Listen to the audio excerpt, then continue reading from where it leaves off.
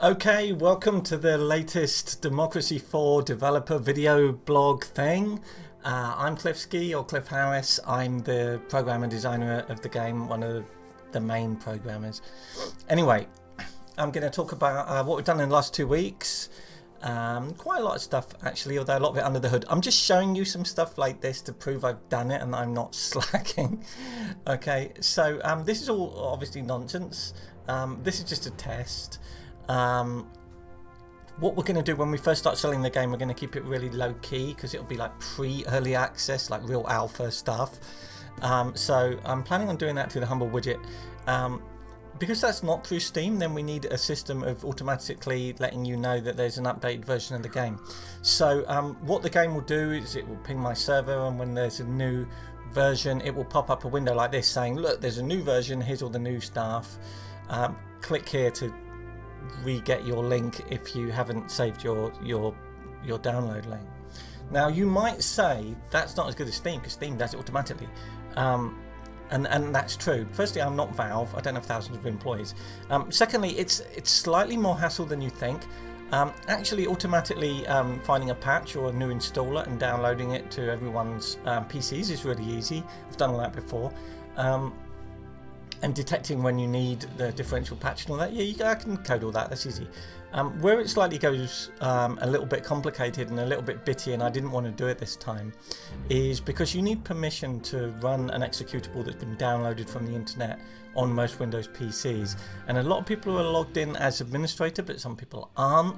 And a lot of people have real awful rubbish anti-malware stuff that they were tricked into buying because it came with their laptop.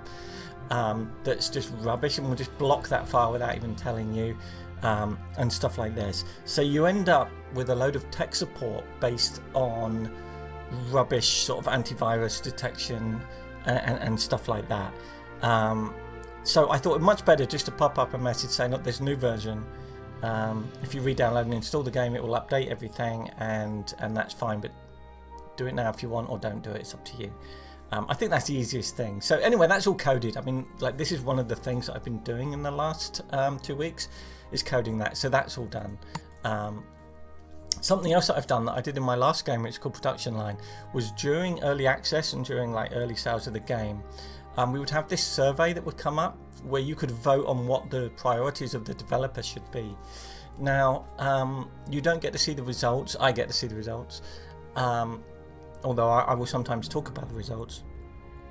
And the reason for that is that, you know, if this is much easier or quicker or cheaper to do than that, and that has just one vote more than this, then, you know, we may reprioritize. So in other words, it's like feedback to the developer, me, saying what you would like to see changed, improved, added to in the game. But it's not my kind of instructions. You know, this is why I don't make it public, because you know, there's just no point in having then big arguments with people online saying the frame rate's still not good and it got one vote more than more countries or whatever. These are just random things that I've picked. I'm pretty certain the frame rate's going to be pretty cool, so don't worry about it. Anyway, so you'd click one and then you'd submit, and then that'd go away, and you wouldn't get another chance to vote until the next version update. Anyway, that's that. I'm going to talk about all the stuff we've done. A lot of it has been that, actually, because behind the scenes you have to do a lot of kind of server related stuff with different languages like PHP and databases and everything. It's quite tedious. I'm not going to talk about it. But it's done anyway, so we've made loads of progress on all that stuff.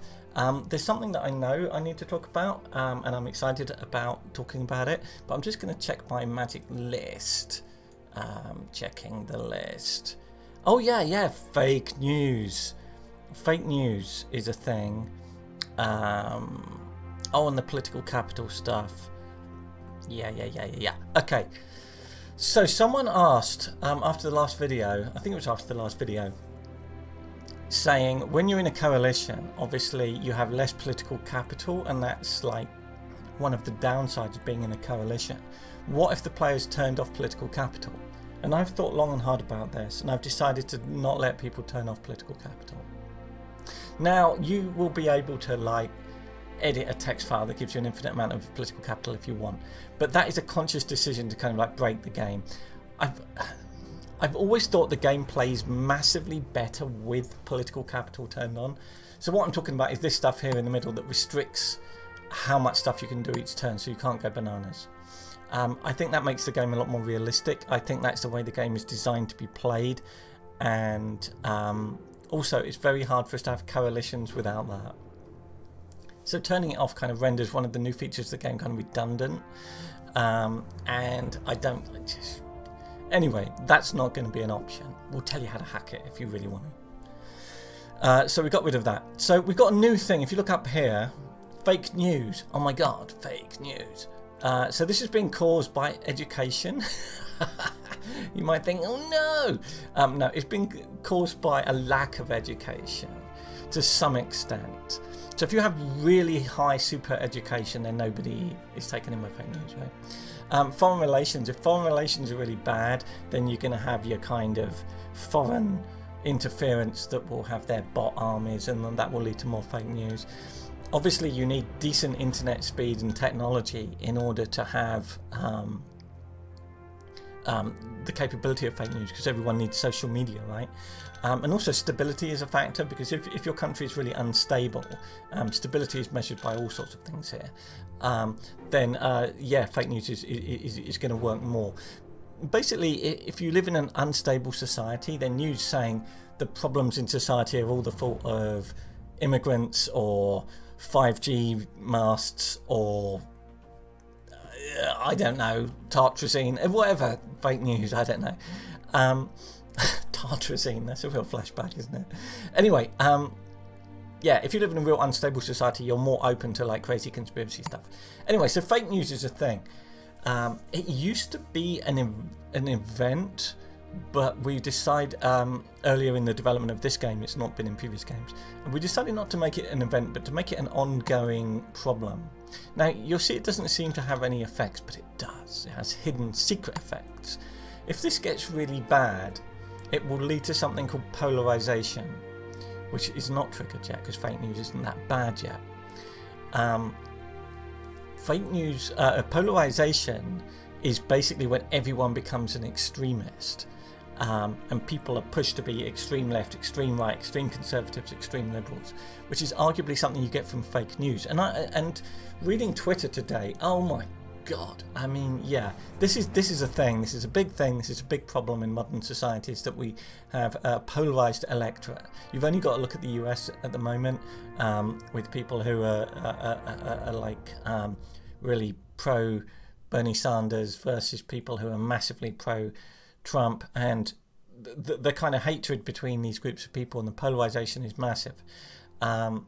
So there would be a new situation that crops up called polarization.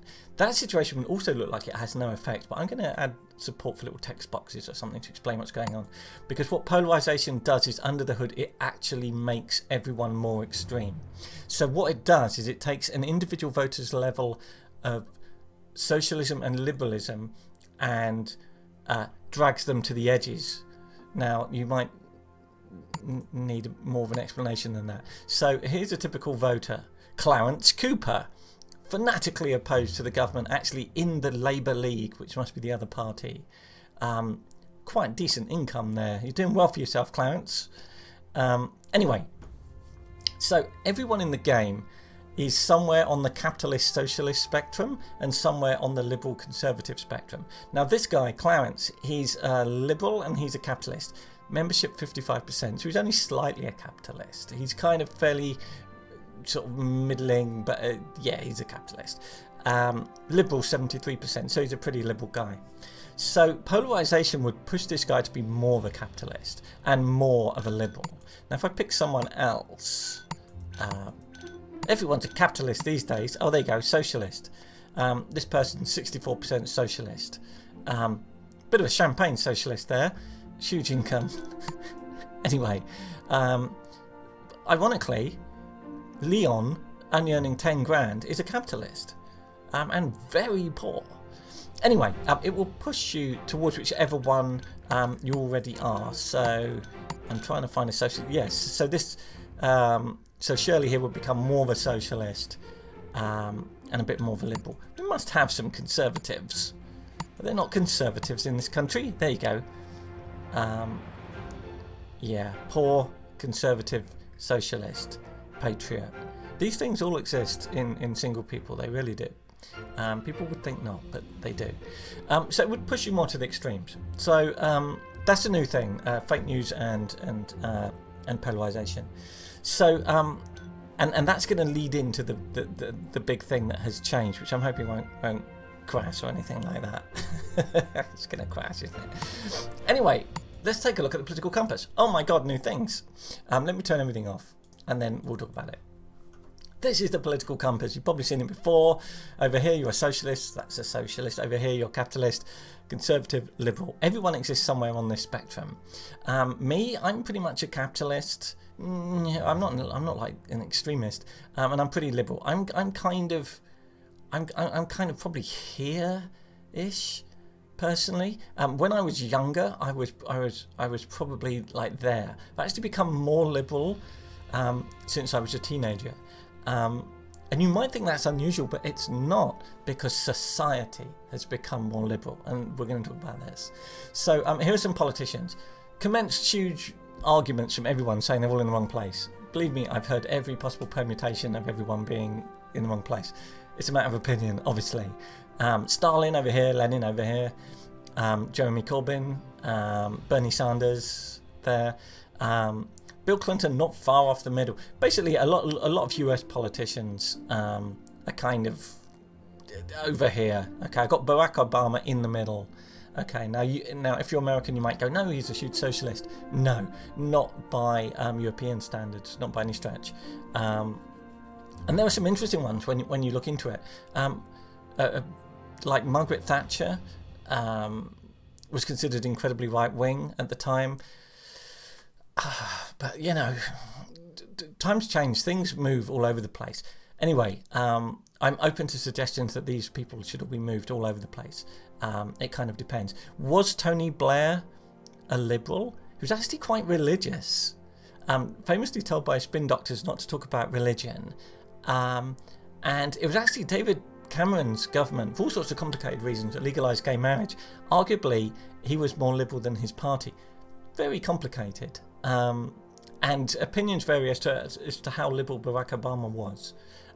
Some people say, yeah, obviously he was a liberal. Remember, I'm talking in the sense of liberal conservative, not liberal as in left wing. Anyway, here's some politicians, and here's me at the moment. Here's the game. Here's the UK where it starts. So it's starting over here. So slightly capitalist and fairly liberal, which is the UK. I mean, that seems about right. That's pretty much where the UK is. I mean, we consider ourselves to be a liberal country, and we're fairly, you know, centrist on most things, and we're here at the moment, not over here where Margaret Thatcher was. There's not a load of like calls to privatise stuff. In fact, the state is heavily involved in people's lives now. Anyway, this is the political compass. So what it suddenly occurred to me whilst writing a blog post is that we can put voters there. So I wrote all this code, which is simple, it's just graphical code, to plot every single voter on the political compass, which I thought was interesting because when I first did it, it was a really harsh box. Okay, you can see it's a slightly woolly box now. It was a really harsh box, and I had not coded this to happen, but an emergent behaviour of the game was that what I had modelled is what we call the Overton window in politics. You can look it up on Wikipedia. The Overton window is basically the range of politics and policies and ideas that are acceptable in a society. Okay, so for example, so Lenin. So this is the Overton window. This box. Lenin is way out there. Okay, so what we're saying is, if Lenin suddenly appeared, or Stalin, take your pick of communist dictators, if they suddenly rocked up on the scene and said, right, I'm going to stand against Boris Johnson, they would not get anywhere, because their policies and viewpoints to the people in the UK at the moment are seen as far too extreme. Arguably, Jeremy Corbyn maybe should be a bit closer. I don't know, or maybe people should be further over here. And I had someone mention this on Twitter saying, well, surely loads of people support Jeremy Corbyn. Jeremy Corbyn has lost multiple elections, and I would argue that he lost those elections because he was outside the Overton window. He was too far to the left for British society at the moment. Now, what some people, you can debate that obviously. Now, what some people say is it's worth having people like Bernie Sanders and Jeremy Corbyn, or on the far right, we could put a load more on Marine Le Pen, for example, in France. It's worth having those people as political leaders, even if they fail, because a lot of people would say that Jeremy Corbyn, although he lost, has dragged this window that way to the left towards socialism, which is probably true. It seems to be true. Boris Johnson is not as hard right on a lot of issues. He's the current Prime Minister of the UK, in case you don't follow British politics. So it could be argued that Bernie Sanders anchors the Overton window and stops it going too far to the right. If you're a Democrat, you'd say he keeps the Democrats honest. And on the right, in the UK, people would say that Nigel Farage keeps Boris honest. By some measures, okay, don't at me. So in other words, you can be outside this window, but you're dragging, but you're never going to be elected outside the window. All you can do is hope that the window moves in your direction a bit. If you're inside here, yes, you can kind of stay in power, and the happiness of the voters here is how green they are compared to how red they are. So you can see people over here are not happy, people over here are kind of more happy, and I'm off centre. Okay, so I'm on slightly dodgy ground, and you can see there actually my popularity is kind of, I wouldn't win the election if it was held right now. So I'm slightly off. So there were some very important concepts to talk about here with regards to the game. To stay elected and to therefore continue to play the game, you need to pass policies that people like. Okay, this is obvious, right? But if you want to pass policies they don't like, you have to change their minds. To change their minds, you have to be subtle, and you have to move this window where you want it to be. So if you want to play as Donald Trump in the UK, you need to move this cluster of people over there, and you need to do it over time. And we do that by affecting the forces that drag people towards capitalism or socialism or conservatism or liberalism. And a lot of that was originally in an expansion pack for the game called Social Engineering. All of that is now in the game. I'm going to stop talking soon because I've gone on, but I find this topic really interesting. So in other words, you can pass a policy that capitalists love, or you can pass a policy that makes people capitalist. Okay, so I'll give you an example. You can cut corporation tax. Capitalists love that. Or you can make money available for small startup companies to encourage people to start their own businesses, give them grants and stuff like that. Generally speaking, capitalists will sort of go, yeah, that's a good thing, but they're not gonna cheer about it. But what you're doing is you're creating more capitalists. Arguably, Margaret Thatcher over here gave people the right to buy their council houses, their state-owned houses, to give them property ownership. And what she did then is she created capitalists. She moved this window that way by that policy. Okay. Sometimes a policy does both, and that's fine. So in the game, we model all this, right? So we model the fact that the NHS, because it is a state health system that people in the UK have lived their whole lives with, drags this window over here. It makes people a bit socialist, because not many people in the UK want to privatise the NHS. So the existence of state enterprise takes people over here. The existence of private enterprise takes people over there. So if you can subtly nudge the odd privatisation, the odd nationalisation, you can kind of affect people's opinions. Now, the last thing I'm going to mention with regards to this, I haven't got a toggle on yet, but I wanted to get a toggle on so I could show you extremism, because I had a bug in where I had polarization taking effect when it shouldn't have done. And what that does is it kind of drags everyone out. So the Overton window becomes huge, and people will get dragged to the extremes, and the centre area gets vacated. And that's one of the effects of polarisation and fake news and social media and the current state of global politics. So if you're an extremist playing the game, you might like that, because it makes you can then play to your base and just make sure you've got a lot of security for the people who try and assassinate you. But if you're moderate, you really want to fight against fake news, and you really want to fight against polarisation in the game, because you want to keep people in the centre where you want to be. Depending on your politics, it's entirely up to you. Anyway, we modelled all this stuff, and it was very interesting, and I had to give every single voter an individual level of impressionability. So each voter has a variable extent to which they are affected by kind of social engineering. So for example, a voter is born slightly capitalist, and then the society they're in will drag them around to make them more socialist or capitalist or whatever, but the extent to which they are influenced by society, as opposed to being completely free thinkers, is variable, which is why this isn't a harshly defined box at the edges. Anyway, I know that's a lot of talk about one thing and not talk about exciting new policies and stuff like that, and there probably is some stuff I've added that I haven't talked about.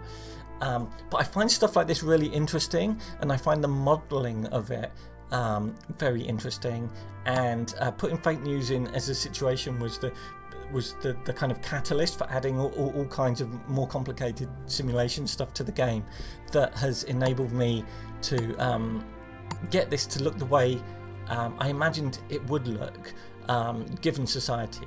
And it was just bizarre that it drew this exact box that is the Overton window, which is like a political science concept that it was like emergent in the game, and I was very excited by that. Anyway, this is Democracy 4. We're still working on it. We got loads of little bugs we got to fix, and then we just got to do a load of balancing, really, and that will take a good while. It's probably going to be, I'll probably do another 2 videos, another 4 weeks or so before I sort of say, hey, you know, we're going to put the game on sale soon. The trailer's done. I might show you the trailer soon. It's kind of cool. Anyway, this is Democracy 4. It's coming soon, sooner than you think. I don't know what I'm saying. I know this has been a long video, but hopefully it's interesting. Please like and subscribe and leave comments. I'm always interested in people's comments about the way the game is developing. Thank you for watching, and I will see you in 2 weeks.